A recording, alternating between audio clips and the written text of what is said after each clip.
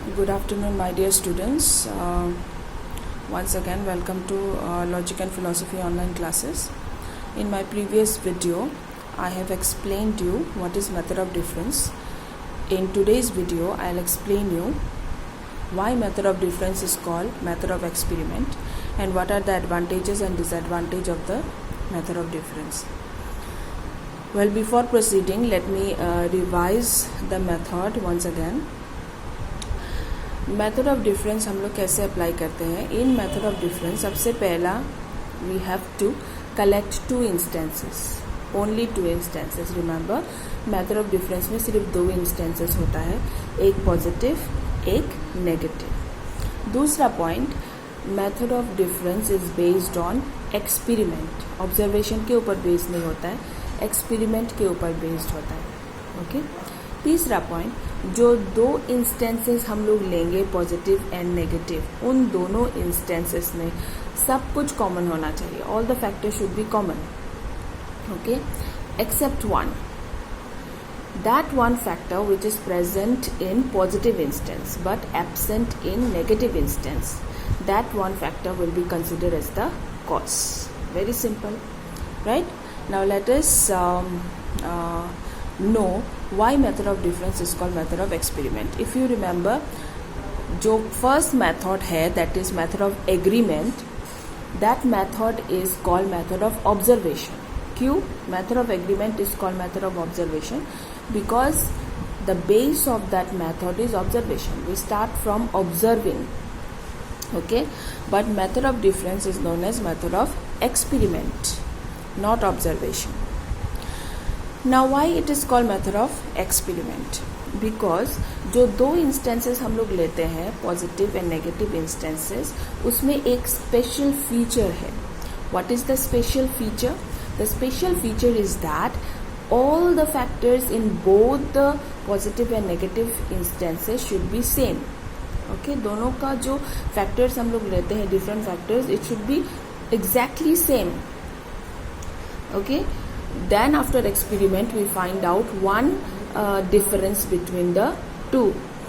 So observation से इस तरह का same factors निकालना possible नहीं है, because observation is not in our control. Observation is controlled by nature. Okay, it is nature dependent. It is not under our control. But experiment is under our control. हम लोग जितने चाहे instances collect कर सकते हैं experiment में, हम लोग अदल बदल कर सकते हैं. If the experiment is not going well, then we can do the experiment once again. Similarly method of difference में जो दो इंस्टेंसेस चाहिए, सेम इंस्टेंसेस चाहिए, वो भी हम लोग एक्सपेरिमेंट के थ्रू कलेक्ट कर सकते हैं. ओके, इसमें हम लोगों को ऑब्जर्वेशन का ज़रूरत नहीं है, और ऑब्जर्वेशन से मेथड ऑफ डिफरेंस अप्लाई भी नहीं किया जा सकता. इसीलिए मेथड ऑफ डिफरेंस में हम लोग एक्सपेरिमेंट अप्लाई करते हैं, और ये जो एक्सपेरिमेंट है,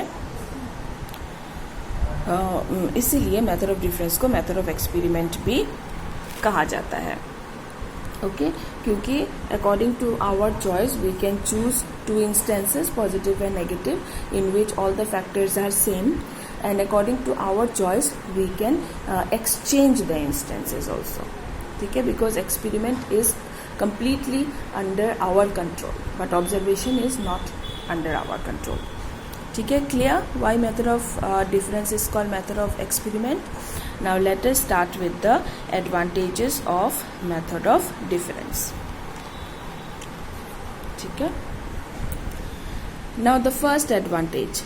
First, it is a very simple method as it requires only two instances, though they are not of general character.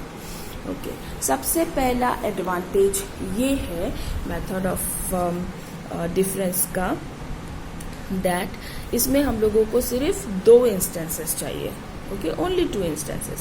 One is positive and one is negative, and that is the reason why method of difference is very simple. ठीक है. Now दूसरा advantage. Secondly, If the circumstances are under our control, we can prove the causal connection conclusively by this method. Now method of difference, obviously the circumstances हमारे control में होंगे because it is based on experiment and not on observation. इसीलिए we can easily prove the causal connection between the cause and the effect. causal connection का मतलब याद है ना? causal connection का मतलब the relation between the cause and the effect. So with the help of method of difference हम लोग easily निकाल सकते हैं what is the cause of the phenomena. ठीक है? Now the third one, the conclusion drawn by the method of agreement can be tested and confirmed by the method of difference. मतलब जो conclusion हम लोगों को method of agreement से मिलेगा उसको confirm करने का रास्ता है method of difference. Okay? Method of difference के through the conclusion drawn by method of agreement can be tested that whether it is correct or not. So these are the three simple advantages of method of difference. Now let us go to the disadvantages. Firstly, it is primarily a method of experiment. To collect the two instances, we must depend on experiment. Hence, skill and knowledge are required for the application of this method.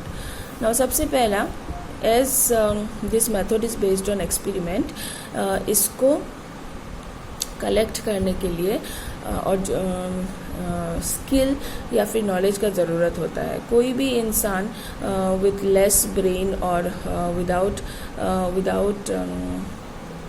much intelligence cannot collect the instances, the two positive and negative instances, same to same instances, they cannot collect.